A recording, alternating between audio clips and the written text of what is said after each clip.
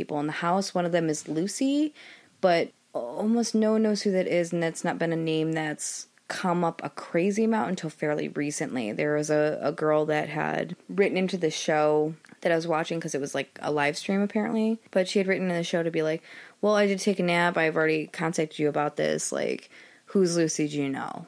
And he was like, no, but I've heard her name a lot, and it's been more prevalent recently because some people think that there's a portal in Mary's room that may allow people to come in or go. Daniel, that owns it currently, thinks that Flo Mizniak may be still in the house because at some point in time when he was there, he was basically calling out to see if there was an answer via EVP or some sort of movement.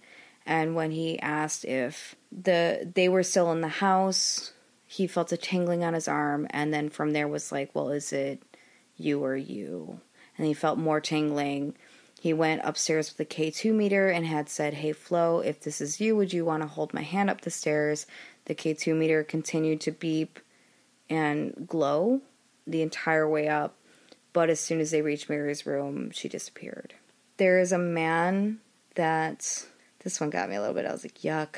There was a man in blue jeans and a plaid shirt that holds a rifle and often appears at the end of someone's bed when they're sleeping. Oh, I fucking hate any time anything's ever at the foot of your bed when you're sleeping. At some point in time, someone was sleeping on a couch, and they have video footage of this where they just had a camera on that person while they were sleeping, and they watched the blanket. It looked like there was an arm that went under it that would lift up the blanket, and then the arm disappeared and fell, like the blanket fell. And then a few minutes later, it was an obvious, like, head from below the blankets. No! Mm-hmm. Okay, you know what? Right now, you and I, we're agreeing on this etiquette guide for ghosts.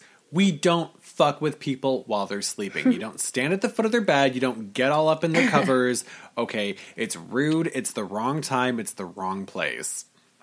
During another investigation, a shadow figure that matched the same, like, body shape as what had popped up from below her blankets had come in and was watching that person while they were sleeping. Ugh. In the same video, it looks as though it had turned, noticed the camera was there, and then faded out. Personal space. Shadow people. No, stop it. You know I hate that shit.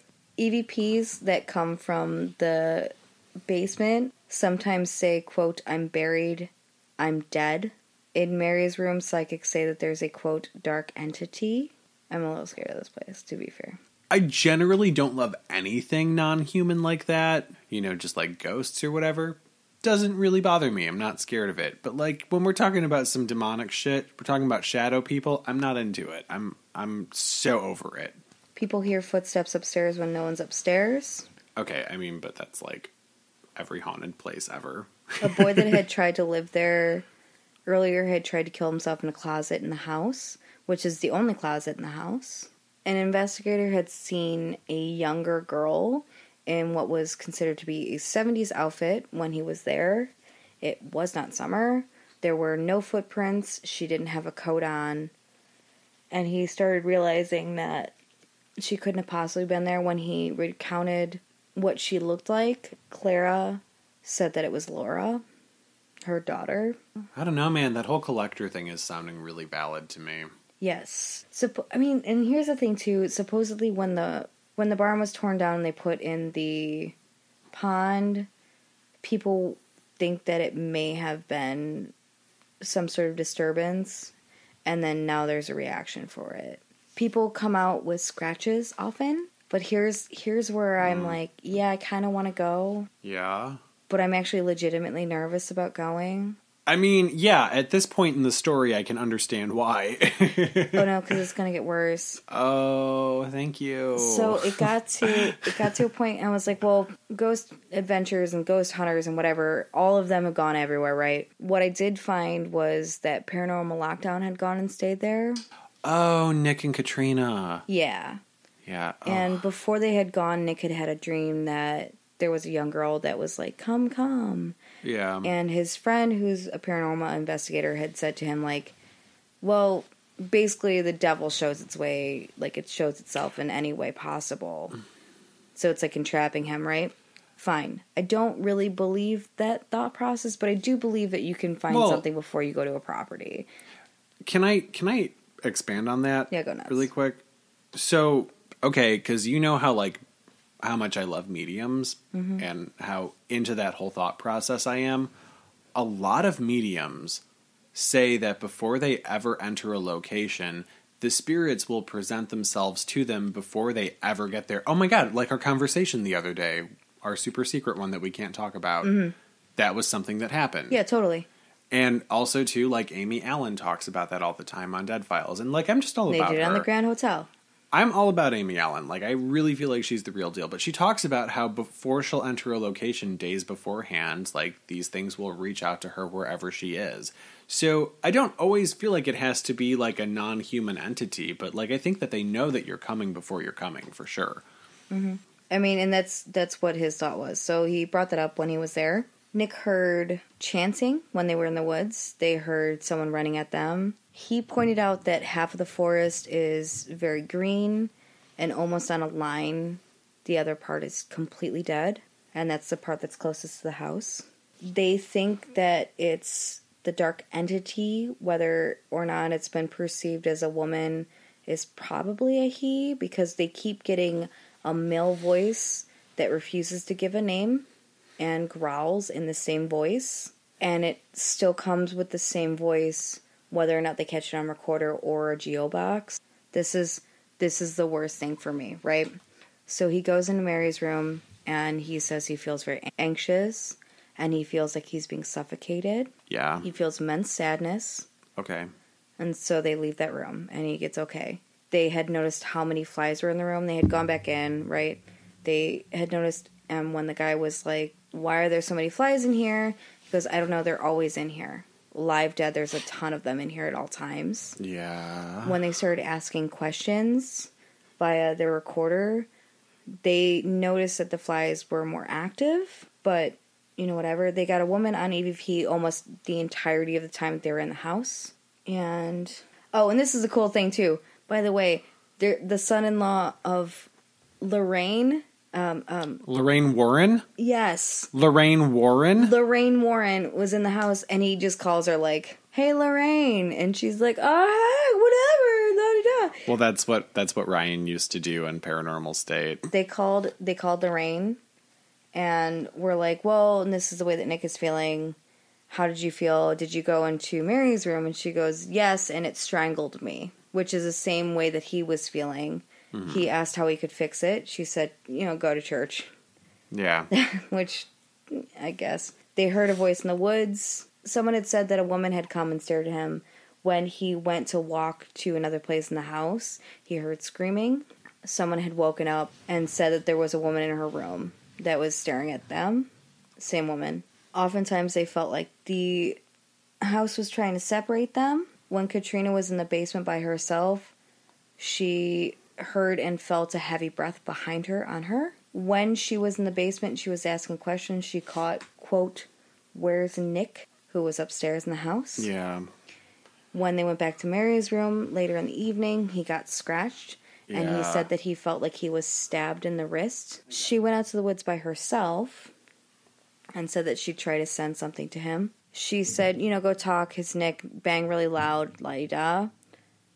And then instantly, there are loud bangs. Someone's running up the stairs towards him. He's sitting in Mary's room, on the bed. It looks as though, and I feel like this is kind of just the way that they played it, that when he got off of the bed, when he started freaking out, it looks like the blanket wrapped around his ankle and then unwrapped really quickly. Yeah. His camera died repeatedly. But here's the thing. While she's still outside, he screams really loud, so she freaks out and runs. Yeah. And it's like, are you okay? And he's like, everything's going crazy. This place, I've heard dragging sounds, there's footsteps, like, I'm out. He caught an EVP that says there's no heaven when he directly asked what happens after you die. Okay, so... And a door downstairs had reopened. This is why I won't want to go. right? Oh, no. Okay, finally. We're finally here. So this is why we don't want to go after everything we've talked about. Okay. People and the last time that I read anything about it, people about a year after they had gone to the house, still catch on EVP geo boxes and spirit boxes, where's Nick in the same exact voice every single time. And he, about a month and a half after they were done, he's like, I'm still having problems. He got cleansed by a spiritualist. That was a really good story. So now that we're done with my spooky towns, you need to fix your murder story with a cheers. So we're going to change it up a little bit. We're not going to do a silly cheers for once. We have a super cool person who listens to the show named Leah, who sent us... Well, she gave us a recommendation on Facebook, which was so sweet, and she now supports us on Patreon, which obviously we talk about it all the time, means everything to us. So our cheers tonight is to you, Leah. So thank you so much for listening to the show and supporting us. Right. And also being a pretty rad cat. Yeah, being so cool. So we're going to put alcohol in our face holes now, and here's to you. And whatever you're drinking, dear, here's to you. You beautiful human being.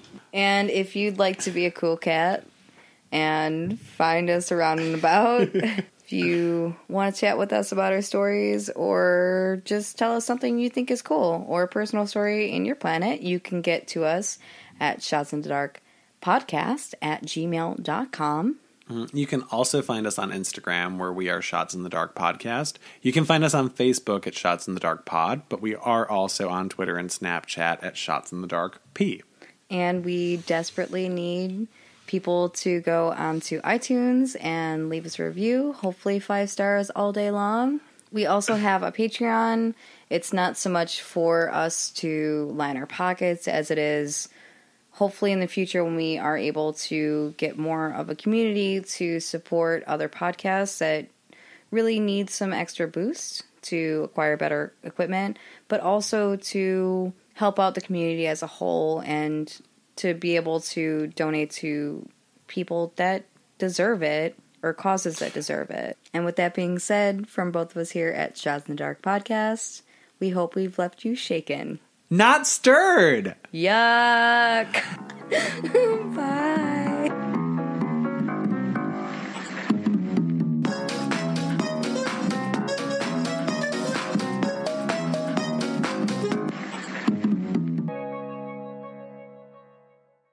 I'm not even done with this bottle of champagne, and I have a bit of an effervescent buzz going. Yeah, but it's a bigger bottle. No, it's not really a bigger bottle. It's a normal... It's a regular size champagne. That is a normal size bottle. I don't know why... That is breakfast, okay?